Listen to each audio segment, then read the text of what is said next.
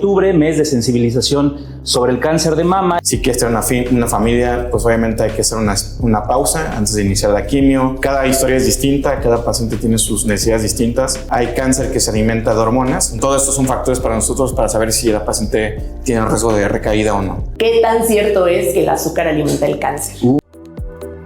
Las opiniones y los comentarios realizados en este podcast son única y exclusivamente responsabilidad de quien las emite y no representan la opinión ni visión de Health Pharma Professional Research.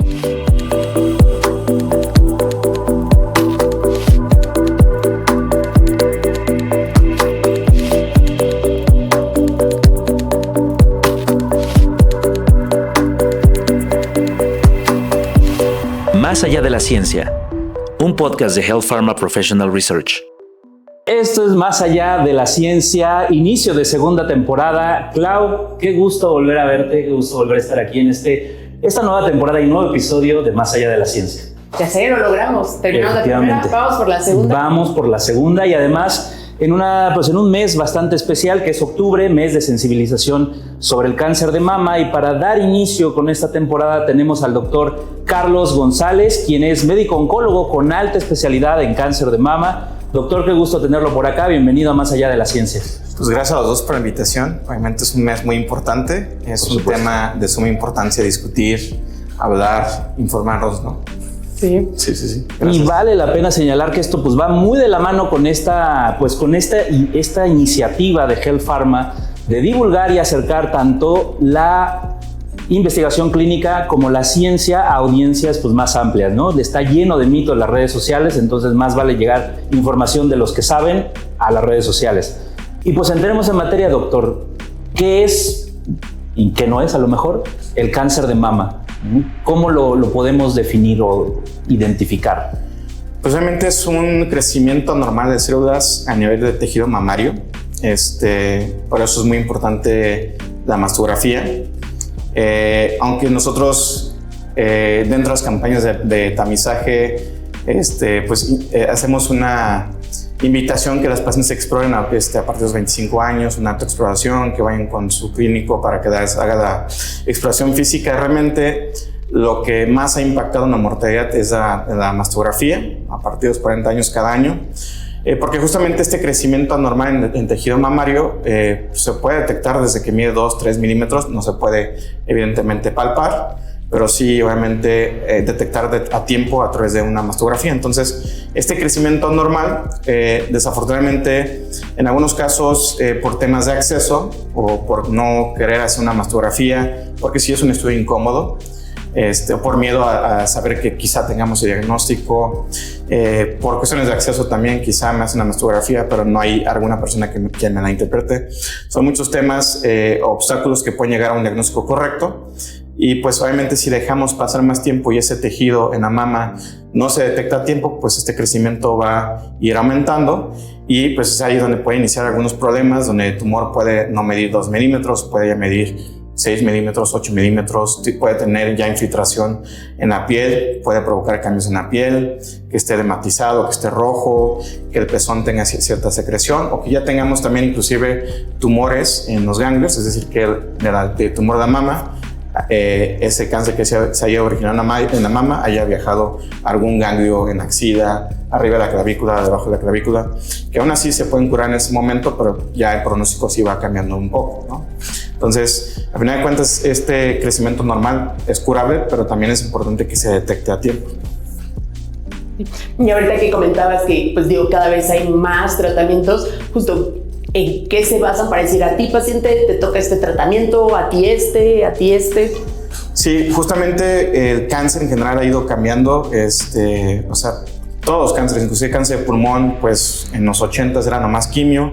De ahí se empezó a detectar mutaciones, ADK, GFR. Lo mismo sucede con cáncer de mama. Decir cáncer de mama, que una paciente llegue a la consulta conmigo con la confirmación de un carcinoma ductal infiltrante, que es el más común. Para mí diría, bueno, sí, es cáncer de mama, hay que tratarlo. Pero de ahí también la importancia es saber qué subtipo de cáncer de mama tiene cada paciente. Hay cáncer que se alimenta de hormonas, un cáncer de receptores hormonales positivos, estrógeno, progesterona positivo.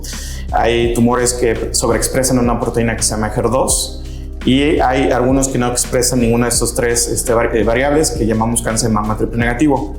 Es muy importante para nosotros establecer qué subtipo tiene cada paciente, porque con eso nosotros vamos a definir si damos X o Y tratamiento, si es generalmente quimioterapia, si esta quimioterapia la combinamos con algo adicional, una terapia dirigida contra el HER2 o inmunoterapia en el caso de cáncer de mama triple negativo. E inclusive nosotros nos sentamos con los cirujanos y hablamos y concluimos si la paciente se beneficia de una cirugía de entrada o si damos cierto tratamiento antes de la cirugía para impactar en el pronóstico de las pacientes. Hoy en día cada vez damos más tratamiento antes de la cirugía, porque sabemos que no nomás se trata de quitar la mama. La tendencia desde hace muchos años es preservar la mama, es llevar a la paciente a una cirugía conservadora. No hay ninguna diferencia si quitamos toda la mama o conservamos la mama. Viven prácticamente igual las pacientes, pero estéticamente hablando y tiempo de recuperación es mucho mejor la cirugía conservadora. Entonces, esa siempre es la tendencia, siempre y cuando sea factible quirúrgicamente hablando. A veces no es factible y es una de las razones por la cual damos manejo con quimioterapia, para hacer más pequeño el tumor y de ahí llevar a la paciente a una cirugía conservadora. En los subtipos de cáncer de mama, HER2 positivo y triple negativo, inclusive en tumores muy pequeños de 1.5 centímetros, 2 centímetros, en algunos casos inclusive ya hay una tendencia de ofrecer quimioterapia de entrada, porque aunque se pueda operar, se puede ofrecer una cirugía conservadora. El hecho de que nosotros logremos eliminar por completo el cáncer al momento que recibe la quimioterapia y se opera la paciente y ahí nosotros tenemos evidencia que se eliminó el cáncer por completo, para nosotros es dar buena noticia a la paciente. Eso lo llamamos respuesta patológica completa y eso es lo que buscamos con la gran parte de los pacientes con cáncer de mama triple negativo y HER2. O sea que también no solamente estamos ya curando a los pacientes, sino sabemos cómo impactar en el pronóstico. Y es justamente en estas áreas donde también hay una tendencia de cambio de tratamientos. De hecho, justamente esta semana de octubre, hoy estamos a 15 de octubre, en unos cuantos días en el Congreso Europeo va a haber nueva información de nuevas moléculas que nos va a ayudar a cambiar nuevamente la manera que tratamos a los pacientes. O sea que esta conversación posiblemente ya va a ser... Híjole. Hay que volver a grabar después. Va a que es otro podcast mañana o pasado mañana. Así es. Y justamente ahorita que mencionaba eso, doctor, hicimos pues una exploración, ¿no?, de algunas preguntas y algo que mencionó justamente vienen unas preguntas que recopilamos, ¿no?, de gente que pasó por el cáncer de mama, y una de ellas es ¿qué tan posible es que regrese el cáncer después de haber concluido el tratamiento por 5 años? Mira, justo ahí es la importancia, es en qué etapa estoy detectando el tumor. O sea, no es lo mismo que me detecten en una etapa 1. El cáncer de mama se divide en etapas que van etapa 1, 2, 3 y 4, cuando hay componente invasor. 0 es in situ. De 0, 1, 2 y 3 y 4 depende mucho. De 1 a 3 es cuando se pueden curar los pacientes, 4 es cuando ya hay metástasis. Y de ese 1 a 3 depende mucho, 1, qué subtipo de cáncer de mama tengo. No es lo mismo que yo tenga un tumor 3C, triple negativo, a un 3C, hormonal positivo, HER2 negativo. En tiempos es posible que antes de los 2 años regrese el cáncer de mama triple negativo al cáncer de mama hormonal positivo, aunque los dos tienen una posibilidad muy alta. Y justamente hoy en día no solamente importa tengo cáncer de mama de tal subtipo, sino también importa saber con qué la voy a tratar, ¿no? No nada más, hoy en día ya no solamente es quimioterapia, ya cada vez hay más herramientas para dar un tratamiento que pueda evitar justamente una recaída. Pongo un ejemplo, en cáncer de mama hormonal positivo, HER2 negativo, ahí pues importa si es premenopáusica o posmenopáusica. Si es posmenopáusica, pongo un ejemplo y es etapa clínica 3C, se le da manejo con quimioterapia neoadyuvante, se opera, se resecan X cantidad de ganglios, pongamos que 12 ganglios, los 12 salieron positivos para metástasis, pues obviamente nos da a entender que la quimioterapia no hizo mucho cambio, que la paciente tiene mucho riesgo de que tenga una recaída, aunque sea que le hagan un ganglio centinela, 3 ganglios positivos para cáncer. Esos 3 ganglios pesan, aunque inicialmente era una etapa 3C, Sí se pudo hacer más pequeño el tumor, pero al final de cuentas no se eliminó por completo los ganglios que tenía. Y esos 3 ganglios que tiene la paciente predicen un pronóstico, aunque se hizo más pequeño el tumor. Y de ahí lo que sigue, pues obviamente como es un cáncer hormonal positivo, hay que darle terapia hormonal. En algunos casos hay que dar una familia de medicamentos que se llaman inhibidores de ciclinas, que eso también ha impactado en reducir la posibilidad de que regrese el cáncer. Hoy en día la parte de genética es sumamente importante, aunque no es lo más común. La gran parte de los cánceres de mama no son por alteraciones genéticas, o sea, no son hereditarios, son ocasionados por factores de riesgo multifactoriales, ¿no? Pero la parte genética sí es importante porque al final de cuentas hay tratamiento sobre todo para un gen llamado BRCA, BRCA1, BRCA2. Cuando hay variantes patogénicas, hay un tratamiento que se puede dar por 1 año que también ayuda o impacta en evitar que regrese el cáncer, ayuda a que la paciente viva más tiempo. Entonces, cada vez estamos buscando más mutaciones, ya sea de tumor o en la paciente, germinales o somáticas, que nos ayudan a tomar una decisión, saber establecer un pronóstico, establecer si yo puedo modificar ese pronóstico con algún medicamento, y es la tendencia que se está viendo en cáncer de mama en distintos tipos de tumores. O sea, sabemos que sí, las pacientes se curan, lamentablemente en algunos casos sí puede regresar el cáncer, y hoy en día el reto es qué más puedo agregar a la paciente, sobre todo si tiene un alto riesgo de recaída, para evitar que eso suceda. Y una duda relacionada ahí con esto que mencionabas, ¿no? Que sí es probable que regrese en algunos casos. El hecho de que regrese plantea otro panorama respecto al primer caso, o podemos decir que este cáncer es más agresivo, o depende también como depende dónde regresa. O sea, no es lo mismo que yo tenga un cáncer de mama y me regrese solamente en un hueso a que me regrese en 5 huesos, el hígado y pulmón. Obviamente, entre más sitios regrese, puede ser un reto mayor para el oncólogo en que todo eso se controle.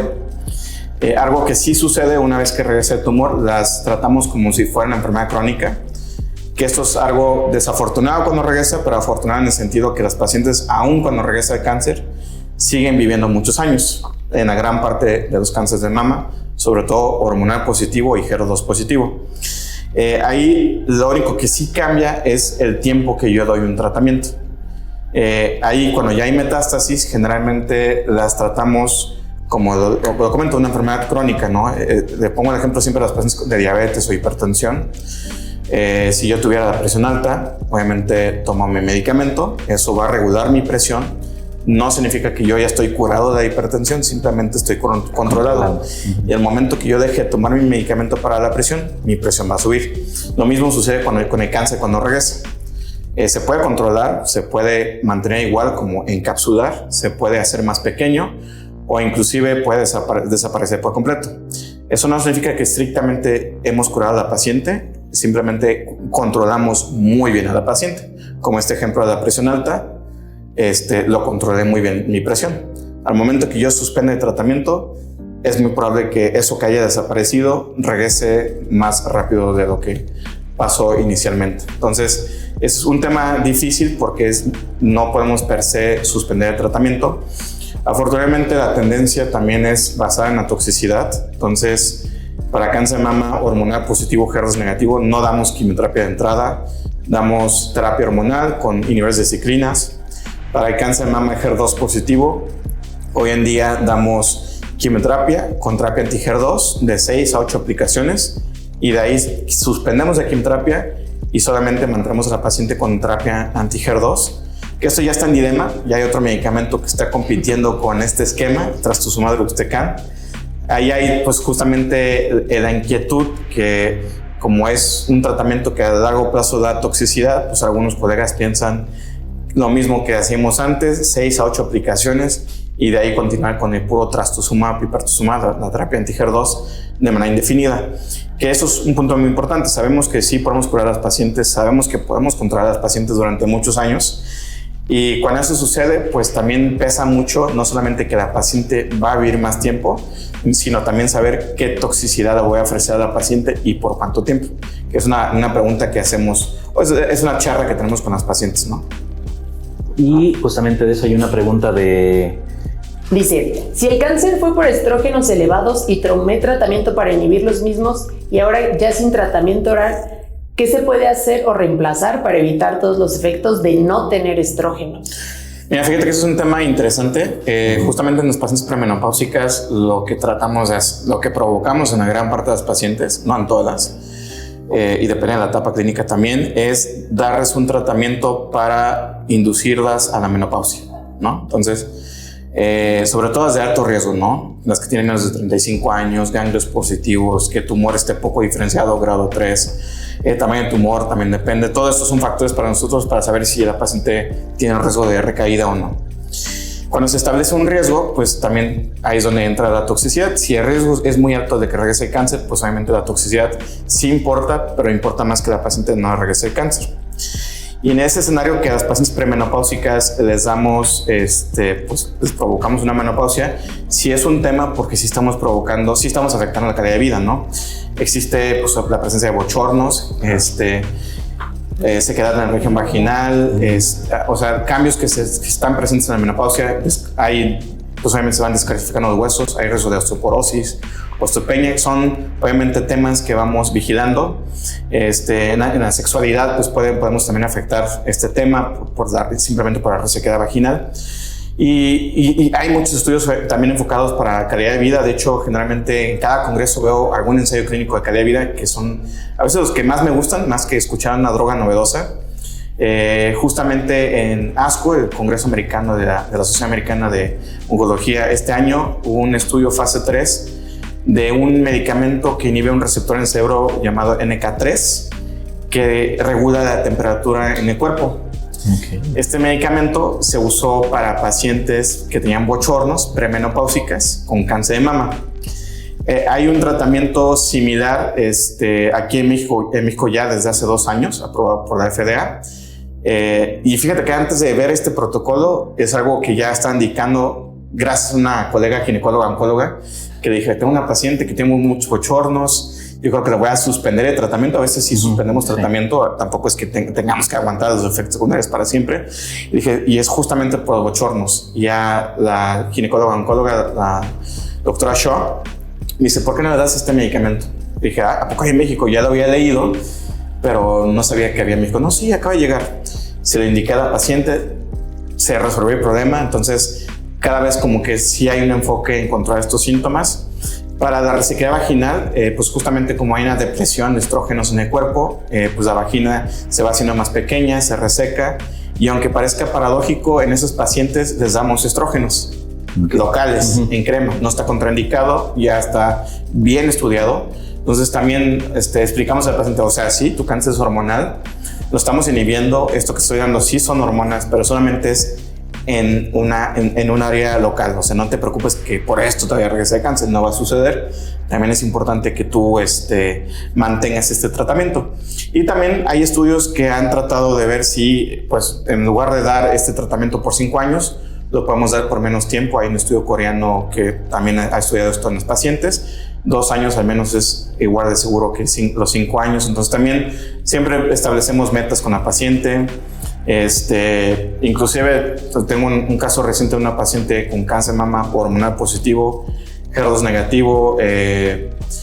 Ya suspendimos el tratamiento con la supresión ovárica más los inhibidores de aromatasa por los efectos secundarios.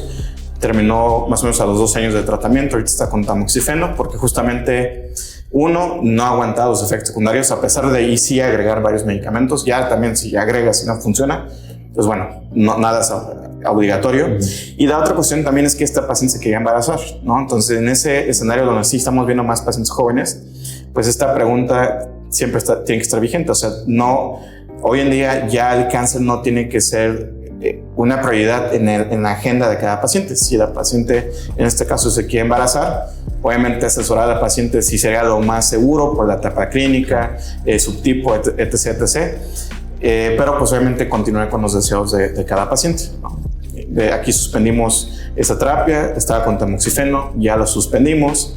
En teoría se requiere 3 meses sin ningún tipo de tratamiento para que la paciente pueda empezar a intentar embarazarse, ¿no? Entonces ya cada vez los escenarios son más específicos, amplios, más claro. amplios. Sí, wow, Sí. Bueno, también más complejo, ¿no? Más complejo, O sea, ¿y no sí. hay como alguna contraindicación también en lactancia y eso en estos pacientes o cómo manejan esa parte?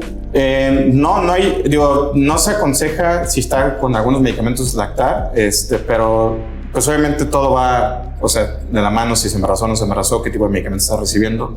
Sí.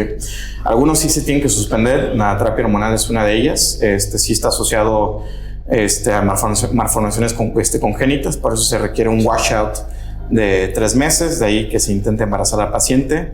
Y sí se recomienda reiniciar el tratamiento una vez que haya terminado la lactancia, porque justamente sí puede se puede pasar concentraciones de medicamento a través de la leche materna. Entonces sí es un tema importante, pero pues obviamente ante las necesidades de cada paciente, pues tú vas ahí pues vigilando a la paciente. Tampoco es como que sea, pues ya vete, te embarazas, yo tengo aquí. No, sí la sigues acompañando aunque no esté con tratamiento.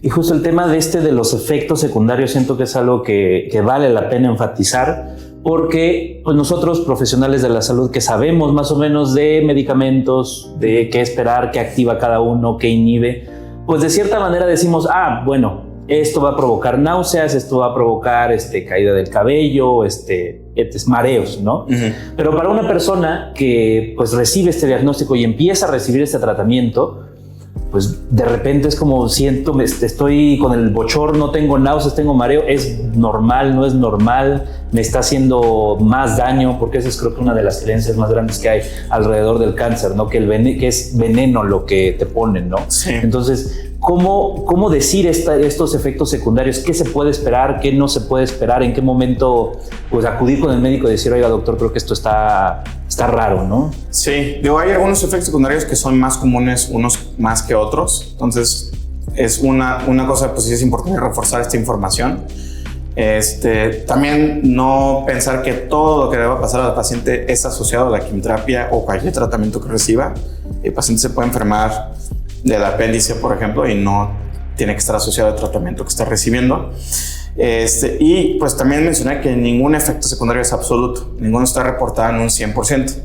Entonces, inclusive la caída de cabello, que generalmente sí sucede, está reportada en la literatura en un 80%, 90%, o sea, no es obligatorio que vaya a tener una caída de cabello la paciente. También depende del tipo de manejo que va a recibir. Sí hay maneras de evitar inclusive la caída de cabello, obviamente esto es más en medios privados que públicos, con un gorro que enfría el cuero cabelludo y eso evita que no haya tanta caída de cabello. La náusea y vómito sí es un tema importante. Hoy en día ya hay muchos medicamentos que se dan durante la quimio, que llamamos premedicación. Se aplican esos medicamentos, luego la X tratamiento y de ahí se va a casa la paciente con algunos fármacos para evitar la náusea y vómito.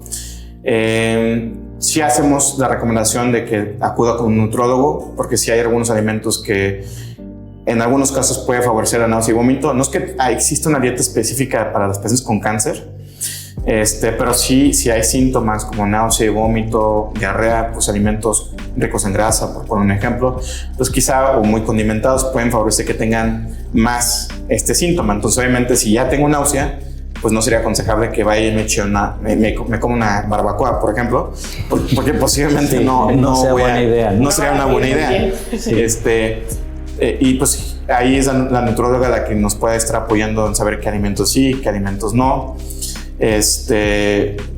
También es importante esta dieta porque en algunos casos por estos síntomas pueden bajar de peso. No es lo más común, afortunadamente. Sí es importante que se mantenga una dieta balanceada, porque justamente cuando hay una pérdida de peso por no comer, que si eso llegara a suceder, bajamos la dosis. O sea, siempre hay un ajuste de dosis en la gran parte de los medicamentos. Ese es un punto importante. Y también a veces es un poco de sentido común. Obviamente si la paciente tiene 85 años, tiene diabetes, hipertensión, toma una infinidad de medicamentos que también pueden provocar náusea y vómito, pues no la voy a iniciar yo al 100% de la dosis, quizá voy a hacer un ajuste. Hay escalas también para ver en pacientes geriátricos qué riesgo tiene si yo le doy el 100% de dosis y una dosis ajustada, el riesgo de toxicidad. Entonces también vas viendo el perfil de cada paciente y las necesidades, a quién le doy más medicamentos, para inclusive evitar que no bajen las defensas, etcétera, ¿no? Sí, qué importante señalar que se puede pues acercar uno al médico, ¿no? Y decir, o sea, que está esta posibilidad de disminuir, ¿no? De ir modulando poco a poco. Me tengo que aguantar y ya exacto, modo, ¿no? Yo siento que eso también es algo que uno tiene, ¿no? Es que el doctor me dijo y pues esto es normal y tengo que aguantarme, ¿no? Sí. Oye, y ahorita justo que tomaste el tema de la dieta, una de las preguntas que está por ahí que creo que es muy común y no la hemos tocado en ninguno de los podcasts, que sería bueno desmitificar ahorita, es ¿qué tan cierto es que el azúcar alimenta el cáncer? Sí. No, no es cierto, obviamente. Esto es un mito. Obviamente es más complejo el cáncer que decir que el azúcar alimenta el cáncer. Estrictamente comer azúcar o consumir una dieta rica en azúcar, carbohidratos simples, pues puede aumentar que aumentemos de peso. El aumentar de peso, sobrepeso, obesidad, es un factor de riesgo para cáncer de mama. De hecho, quizá uno de los más importantes, sabiendo que la obesidad es un tema de salud pública. La obesidad pues, provoca un estado proinflamatorio, que esto puede provocar distintas mutaciones que favorezcan la presencia de cáncer. Entonces, el azúcar no es que vaya a alimentar el cáncer. De hecho, si ya tengo cáncer y si consumo algo con azúcar, es mi cumpleaños y se me antojó un pastel, porque hay que celebrar la vida siempre, pues no pasa nada si te comes un pastel, no va a alimentar tu cáncer. El cáncer es más complejo que eso. O sea, el cáncer alimenta, por eso decíamos que hay subtipos de cáncer de mama: hormonal positivo, HER2 positivo, triple negativo. Y dentro de esos subtipos hay otras variables, hay mutaciones que están presentes en algunos tipos de cáncer de mama hormonal positivo, como PI3K, que es de pobre pronóstico, y otros pacientes no lo van a tener. Entonces, a final de cuentas, se vuelve un tema un poco más complejo que decir simplemente que el azúcar alimenta el cáncer. Entonces, la respuesta, pues no. Oye, el azúcar nos alimenta a nosotros también, o sea, porque es truco, exactamente, sí, decir azúcar. Ajá, exactamente. Sí, no, todas las células lo necesitan, ¿no? Sí, es claro. la base de nuestra energía. Sí. Y también otra Es un mito que escucho cada rato en la consulta. Sí, no es lo que planteo, o sea, tiro por viaje, pero pues es al final de pues informar a la gente, ¿no? Digo, el objetivo del podcast es decirle, no va por ahí, ¿no? Puedes comerte tu pastel tranquilamente. Claro. Y alguna otra de las dudas, ¿no?, que hay es que tanto el cáncer de mama es hereditario. O sea, se sabe este caso común de Angelina Jolie, ¿no?, que ella se quitó las mamas de manera preventiva porque pues al parecer traía una carga genética que la hacen más predispuesta a pues desarrollarlo. Sí, no es lo más común. Generalmente es el 10 a 15% del cáncer de mama de manera global. También depende del subtipo de cáncer de mama. Es más común en cáncer de mama triple negativo que en cáncer de mama HER2 positivo, por ejemplo. No es que si tengo HER2 positivo, esto no es algo hereditario. Algo que sí ha pasado es que hay maneras de detectar si el cáncer es hereditario o no, con pruebas de genética, ya sea en la saliva o en la sangre. Afortunadamente, estas pruebas son cada vez más accesibles y esto ha ido cambiando la indicación para nosotros como oncólogos en cuándo pedir este tipo de pruebas. Por poner un ejemplo, en las guías americanas de ASCO dicen que en cualquier paciente con cáncer de mama a partir de los 65 años para abajo hay que hacer esta prueba para todas. Y en cáncer de mama en triple negativo, independiente de edad, a todos los pacientes. Si hay cáncer de mama en hombres, que también puede llegar a suceder, a todos hay que hacerles también una prueba, porque no es lo más común, menos de 1% de todos los cánceres de mama. Y en las guías NSCN, que también son americanas, dicen que a partir de 50 años, en cualquier paciente, 50 años o menos, hay que hacer la prueba. En triple negativo, en cualquier edad, hombres cualquier edad. En los judíos Ashkenazi también hay cierto riesgo para cáncer de mama, entonces sí se indica hacer este tipo de pruebas. Hoy en día sí tratamos de hacerlo de manera exponencial, porque no solamente hay tratamiento en algunos casos que se puede ofrecer para este tipo de mutaciones, sino también puede cambiar nuestra conducta quirúrgica. Pongan ustedes el ejemplo de Angelina Jolie. Ella tiene una variante patogénica en el gen BRCA1. Este gen aumenta el riesgo de que nos dé cáncer de mama, 1, a una edad más temprana. 2, si me dio cáncer de mama en la mama izquierda, pues me puede aumentar el riesgo de darme cáncer en la mama derecha. También aumenta el riesgo para que me dé cáncer en los ovarios. También aumenta el riesgo de cáncer de páncreas, de la vesícula. Obviamente no se puede quitar todo, pero al menos si hay cirugías reductoras de riesgo, es quitar ambas mamas, mastectomía total, bilateral, y quitar ambos ovarios. Que esto también es un tema, una discusión con cada paciente. No es que si yo tengo este gen, es forzoso que yo me tenga que quitar ambas mamas. Ya hay literatura con pacientes que tengan BRCA1 o BRCA2 mutado, una variante patogénica, que son llevadas a una cirugía conservadora, una vigilancia estrecha, es seguro, o sea, no es obligatorio quitar la mama. ¿Y por qué digo esto? Porque uno pensaría, pues se quita la mama, listo. Quitar la mama, una mastectomía total, pues implica la cuestión estética, la reconstrucción mamaria, que puede no ser inmediata. Puede dejar ciertas secuelas, pues pueden tener las pacientes neuropatía. Pues pongo siempre el ejemplo como el síndrome de miembro fantasma, cuando los pacientes son llevados a una amputación de la pierna, por ejemplo, pues pueden tener dolor, sensación de que hay algo ahí que no saben qué es. Puede pasar algo similar con la mama, la paciente puede tener cierta neuropatía. Esa neuropatía puede pues tener puede viajar hacia el brazo, el cuello, o sea, puede ser bastante incómodo para la calidad de vida de cada paciente. Entonces es una decisión que se tiene que tomar en conjunto. También tiene un impacto psicológico, entonces no es obligatorio, es tomar la decisión, como comentamos al inicio, individual con cada paciente, ¿no? Y ahorita que mencionaba el tema de la obesidad y como factor de riesgo, ¿qué otros factores de riesgo más allá, o sea, unos enfocados en el cáncer de mama, ¿no? Porque hay factores de riesgo para cáncer que creo que aplican para todos, ¿no? Pero hay algunos específicos como tal para cáncer de mama. Sí, generalmente los factores de riesgo para algunos tipos de cáncer los manejamos más bien como factores de riesgo modificables y no modificables.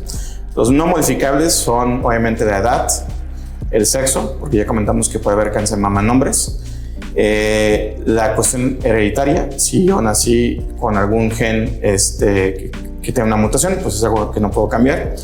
E inclusive si a mi mamá, a mi tía, a mi hermana les dio cáncer de mama y yo como mujer me hago la prueba y todas tienen un perfil genético negativo, aunque no haya algo genético detectado, el hecho de tener varios familiares con cáncer, pues va aumentando la posibilidad. Si tengo un familiar es más o menos de 15 a 20%, si tengo dos familiares aumenta más, de primer grado aumenta más del 20%, entonces el riesgo de ser intermedio puede ser alto, por ejemplo. Son cosas que no podemos cambiar. Si tengo mi mama densa, al momento que yo me haga mi mastografía se ve que tengo una densidad mamaria que se clasifica está de BIRATS, y también hay una clasificación para la densidad mamaria, y acorde a esta clasificación, si hay una alta densidad, pues eso también aumenta el riesgo para cáncer de mama. Entonces hay obviamente factores de riesgos que no puedo modificar, los que sí, y es por eso que luego manejamos el tema de prevención. Obviamente hay algunas cosas que no podemos modificar, y aunque yo modifique lo demás, aún así me puede dar cáncer de mama, pero sí podemos prevenir una dieta pues rica en algo que me pueda aumentar el peso. O sea, puedo evitar tener sobrepeso, obesidad como decisión de vida. Puedo evitar el alcohol. De hecho, el alcohol es un factor de riesgo importante, más que el cigarro, es el alcohol para cáncer de mama. El hecho de tomar terapia hormonal durante la menopausia puede aumentar el riesgo para cáncer de mama. Los anticonceptivos hormonales también pueden aumentar el riesgo. Entonces son cosas que puedo no modificar. El hecho de embarazarme también impacta la edad en la que me estoy embarazando. Generalmente, si yo me embarazo antes de los 30 años, tengo un factor protector contra el cáncer de mama. Si tengo lactancia durante un año, puedo tener un cierto porcentaje de riesgo menor, o sea, como un factor protector para que no me dé cáncer de mama. Entonces, son tomas de decisiones en la vida. Yo también no puedo modificar si me va a bajar si tengo la menarca a los 15 años o a los 10 años, también eso puede ser un factor de riesgo. O si entro en la menopausia a los 50 años o a los 55 años, son cosas que pueden no modificarse. Solamente estar conscientes que esto puede provocar. No es algo obligatorio que vaya a suceder, como los efectos secundarios de cualquier tratamiento. Probablemente si yo tomo mucho alcohol, no hago ejercicio, tengo obesidad, aparte tengo mi gen que me puede aumentar el riesgo de cáncer de mama, BRCA1, BRCA2, PALB2, etcétera, pues quizá entre las cosas que no puedo modificar y mi estilo de vida, pues lo estoy combinando, es muy probable que me dé o cáncer de mama o cáncer de ovario. Entonces, obviamente se trata de llevar una buena conducta. Justamente como luego es difícil modificar todo esto, porque la vida pues la vida se define por toma de decisiones y cada quien toma ese factor de riesgo, que es aconsejable evitarlos. Pues lo más importante es el tamizaje, que es la mastografía. Al final de cuentas, toda mujer tiene cierto riesgo para el cáncer de mama, algunas más que otras, pero al final de cuentas no hay ninguna que no tenga riesgo. Y es por eso la importancia de iniciar el tamizaje a partir de los 40 años. Mastografía, no ultrasonido. El ultrasonido no funciona como tamizaje, no va a detectar ese tumor de 2-3 milímetros. La mastografía sí, cada año. Algunos institutos, por políticas públicas, suspenden o terminan el tamizaje a los 75 años, porque así vienen las guías.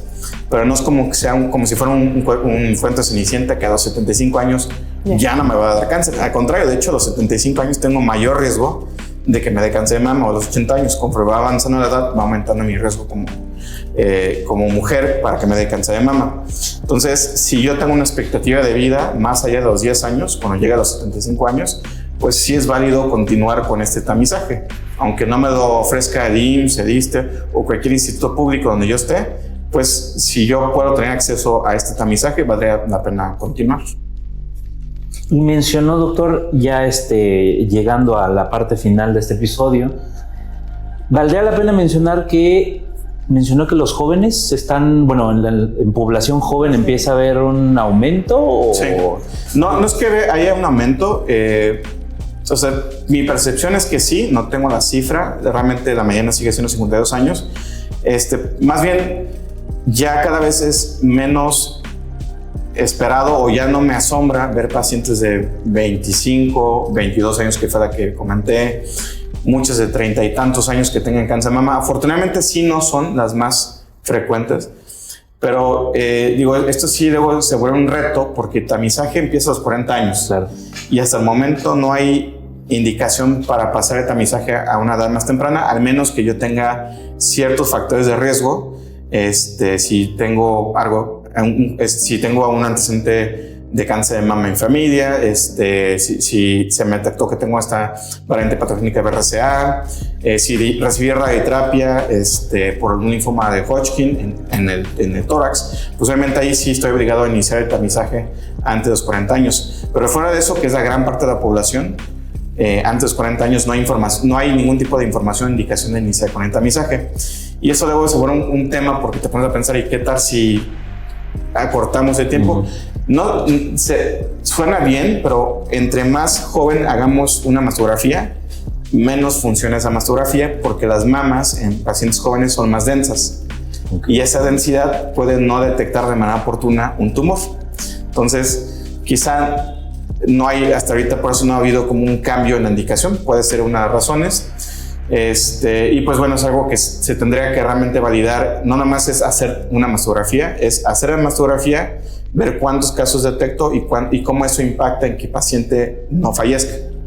De hecho, de entre los 40 a los 50 años sí hay cierto porcentaje de un sobrediagnóstico, donde en la imagen parece que es cáncer, en la biopsia no es un porcentaje no muy alto, va disminuyendo conforme vamos envejeciendo, pero a pesar de este sobrediagnóstico, el hecho de evitar una muerte por cáncer de mama a partir de los 40 años sobrepasa este sobrediagnóstico. Por eso es una prueba válida a partir de los 40 años. No hay información alguna de antes de esta edad.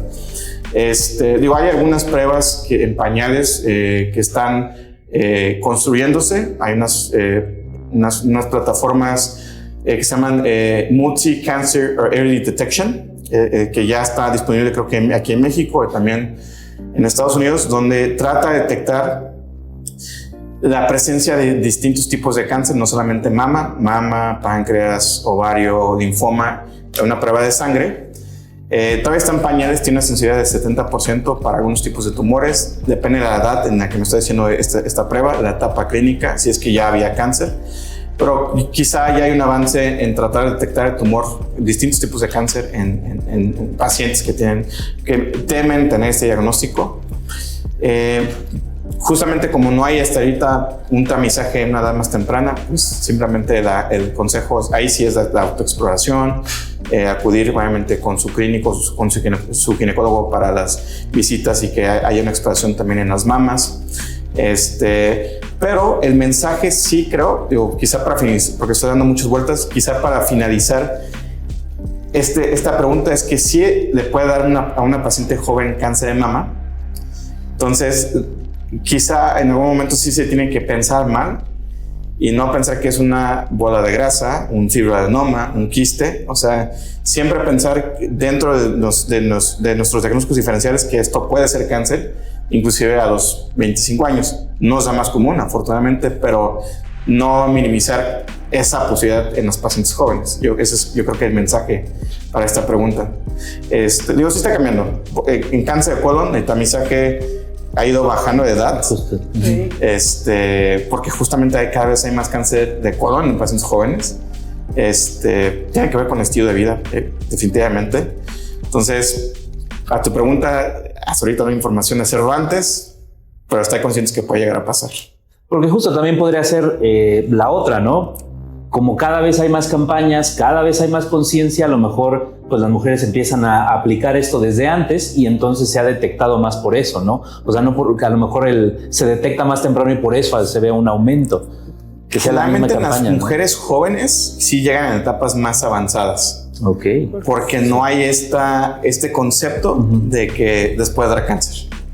Lo mismo sucede con hombres. Llegan en etapas más avanzadas porque nadie va a sospechar en un hombre o una paciente joven que eso puede ser cáncer. Entonces no lo veo como hay más campañas que los pacientes jóvenes están diagnosticando más. Sí están llegando más, pero en etapas avanzadas porque hay cierta demora de sospechar, diagnosticar y enviar a la paciente para el inicio de tratamiento. Interesante. Sí. Pues doctor, muchas gracias por esta charla. Yo estoy seguro que va a llegar muy bien, más porque, insisto, ya revelamos la fecha de grabación del podcast. Ahí estamos en el mes de la sensibilización contra el cáncer de mama. Para hacer un clip corto, recomendación final de este episodio para las personas que vieron el podcast? Sí, el mundo es rosa todo el año. O sea, no solamente en octubre. O sea, yo creo que más que pensar que en octubre me tengo que hacer una mastografía, para los estudios en general, no solamente la mastografía, lo tendremos que poner como un cumpleaños, ¿no? En el calendario, si yo cumplo el 31 de julio, como regalo para mí, cada día me voy a hacer mis estudios de sangre, mi mastografía, mi colonoscopia, lo que me corresponda por edad, ¿no? Yo creo que es importante no pensar que solamente en octubre da cáncer de mama, es todo el año, y pues pensar que esto es un tema que se tiene que tratar durante todo el año. Excelente. Pues con eso cerramos el primer episodio de la segunda temporada de Más Allá de la Ciencia. Clau, muchas gracias por estar de vuelta, muy feliz, por cierto. Sí, no, al contrario, Diego, muchas gracias. Carlos, muchísimas gracias por toda la información. Muchas gracias, doctor. Muy importante, ¿no? Y sobre todo, pues, el tema de quitar mitos y, pues, ya saben, o sea, todas las preguntas y dudas que lleguen a surgir de este tema o de otros, pues, háganoslas saber para que nosotros generemos, pues, ese contenido y, pues, llegue información que les sea útil. Y de parte de gente que sabe, ¿no? De especialistas, no personas en redes sociales que dudamos de dónde saca la información. Pues, doctor, muchísimas gracias. Gracias. Y a todos ustedes, muchas gracias. Y nos escuchamos en el siguiente episodio de Más Allá de la Ciencia. Más Allá de la Ciencia, un podcast de Health Pharma Professional Research.